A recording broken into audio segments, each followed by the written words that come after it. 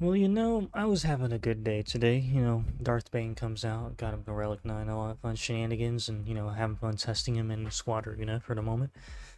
And then playing some Power World just because, why not? And then CG decides to drop the Captain Tarpals kit. And they went with, like, one of the most cringe inducing titles for the kit reveal. I'm the Captain now, Tarpals.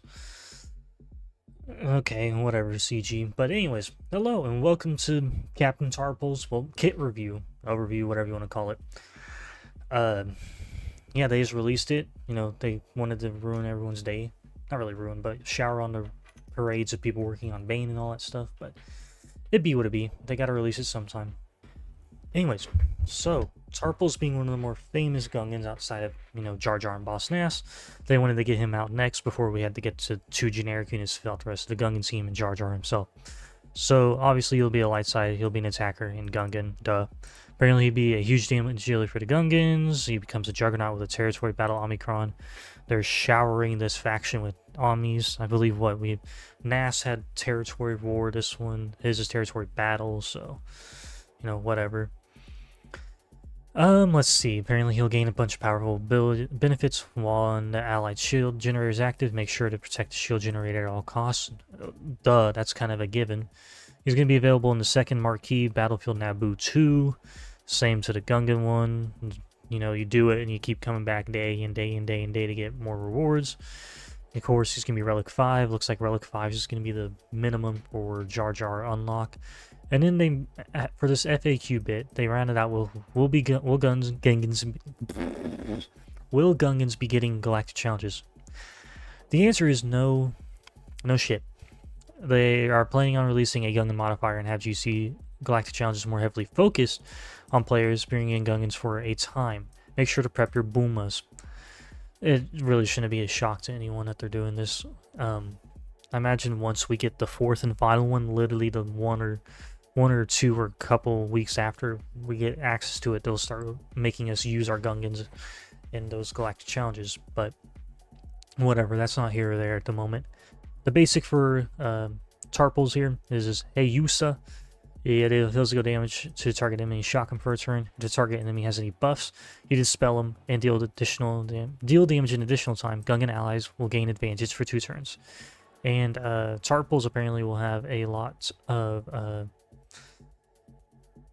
ways of dispelling buffs on enemies and doing extra damage to debuffed people, so yippee-ki-yay. His first special is called Ouch Time, which has a 4-turn cooldown, which is like the big, obviously spear stun thing, whatever. So you can deal true damage to all enemies, dealing 10% extra damage per debuffed enemy. So basically, Sith Empire team is going to get eviscerated by this. You'll remove 10% TM from all enemies. That's kind of annoying. Enemies without debuffs are staggered for a turn, so you're basically getting debuff regardless whether you like it or not. Separatist enemies without debuffs are stunned for a turn, which cannot be resisted. So even if you weren't debuffed, say with Grievous, you're going to get stunned because, too bad, you're up a creek without a paddle. And then you remove 2 stacks of recharge from the allied shield generator, and this ability cannot be evaded. So even if you wanted to try to avoid the true damage from this special AoE from the looks of it, you're not going to be able to. So anyways, No Gibbon Up is the second special of his with another 4-turn cooldown. But, I mean, don't let the high cooldown rates startle you. The Gungans have, with Boss Nass lead in that shield generator, they'll be able to get the cooldowns reduced pretty quickly, and they'll be able to spam whatever they want to, basically. But anyways, so you'll be dealing physical damage to a target enemy, dealing 10% more damage per debuff on them, and you're going to call these target other allies who assist. Gungan allies gain crit damage up per turn and recover 25% protection, so you have more ways for them to recover protection, and they're going to be a very protection-heavy team as it is. I know GM mentioned in Discord like a week or so ago, like that Night Sisters might be a good way of dealing with the Gungans because they'll have low health pools because of all the max health they're losing that goes to max protection. So keep that in mind. You inflict marked on the target enemy for a turn, which, if they don't already have it, that wording is kind of not really ominous, but Seems like there's gonna be more ways to have marks on the team than just Tarpals here, but I guess we'll see.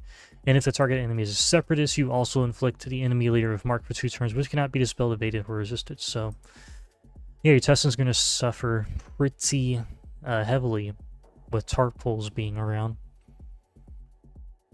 Oh, he doesn't have a leadership, and holy crap, this is a long... unique. Also, it's a Zeta Ami. They forgot to put the Ami here because CG is very well known for not being the most on the ball with proofreading their stuff before they send it out the door. So, Misa think of something, or think of something, whatever. Zeta Ami, even though the Ami's not there. Well, the text for it is. Well, okay, the text for it is down here, but I mean like the Omicron text at the top in the parentheses. Whatever, we're getting semantics. Okay, so like I said, at the start of battle, Captain Tarpals is going to lose 75% max health and gain that max protection. So you might be able to, like I said, use Night Sisters to decimate these fools. And whenever Captain Tarpals attacks at a turn, you deal bonus true damage equal to 5% of his max protection, which cannot be evaded. And he and the weakest Gungan ally recover 10% protection. So even more protection recovery for this team. Yippee! Whenever Captain Tarpals scores a critical hit, you're removing a stack of recharge from the allied shield generator, and then Gungan allies are gaining 5% defense pin up for a turn, stacking for each stack of recharge removed from the allied shield generator. So if he's critting frequently, you're going to be having a lot of defense pin up, only for a turn, but that defense pin up can obviously stack pretty damn rapidly. Captain Tarpals gains 1% CM whenever enemies afflicted with a debuff. Whenever a debuffed enemy attacks Captain Tarpals, he counterattacks. Okay, that's pretty nifty, not gonna lie. Having a way of immediately just having a counterattack on hand if the enemy that's attacking you is debuffed. That's nifty, kind of cool. Not the biggest fan of it, but I mean, it makes sense, all things considered with the Gungan faction. And if there's an active allied shield generator at the start of Captain Tarpals' turn, dispels all debuffs on himself, ignores taunt, and whenever he attacks at a turn, he inflicts buff immunity for a turn. So whenever boss asks potentially calling him to assist, he's gonna have the ability to throw buff immunity on top of whatever the basic did, which was shocking people for a turn, and also dispelling buffs on the enemy. So he's gonna be quite annoying to contend with, I'm not gonna lie. So now for territory battles. At the start of each encounter, Captain Tarpals gains 20% offense for each active Gungan ally, and all Gungan allies gain crit damage up for 2 turns and 100% max protection until the end of the encounter. So basically his higher damage output from the start. So he'll have, what, 100 extra% offense? Okay. At the start of each Gungan ally's turn, they remove 1 stack of recharge from the allied shield generator. Okay. First time each Gungan ally falls below 50% health, they recover 100% health and protection. So, nice nifty heal there to keep them alive. I mean, they're not going to be fighting Night Sisters on any of the light side plants, but okay. And at the start of Captain Tarpals' turn, if he has more than 50% max protection, all Gungan allies gain offense up for 2 turns, otherwise they gain defense up for 2 turns. Okay, so more buffs for them to work with. And whenever Gungan allies' days are stunned, they dispel it, reset their cooldowns, and gain a bonus turn. Good thing that is locked away in the territory battles bit, at least from the looks of it here on the page, but I guess time will tell. And whenever Captain Tarpals scores a critical hit, you add a stack of plasma shielding to the allied shield generator. Okay, so outside of territory battles, he's going to be removing recharge from the allied shield generator, but in it, he'll be adding plasma shielding to it. Okay. Well, I guess that's a nifty little unique there. I mean, like I said, having a built-in automatic counterattack if the person that's attacking is debuffed is nice. And then, yeah, being able to automatically dispel debuffs on yourself and ignoring taunt is annoying. And also inflicting buff immunity whenever he attacks out of turn with his basic is going to be pretty annoying on top of the shock that he puts out.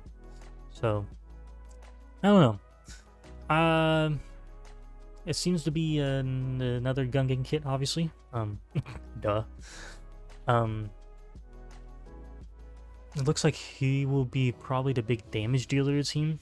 I'm really hoping he's not going to be like a Captain Drogon damage levels, where he can just one-tap people, but I guess time will tell. I know someone was saying down here in the comments of this post, potency and protection A. I don't know where you're getting potency from, but probably potency to land the debuffs on enemies, which would make sense, honestly. So, yeah, let me know what y'all think of Mr. Tarpals' kit in the comments below. And, yeah, thank you guys for watching, and I'll catch you later. I hope you have a good rest of your day.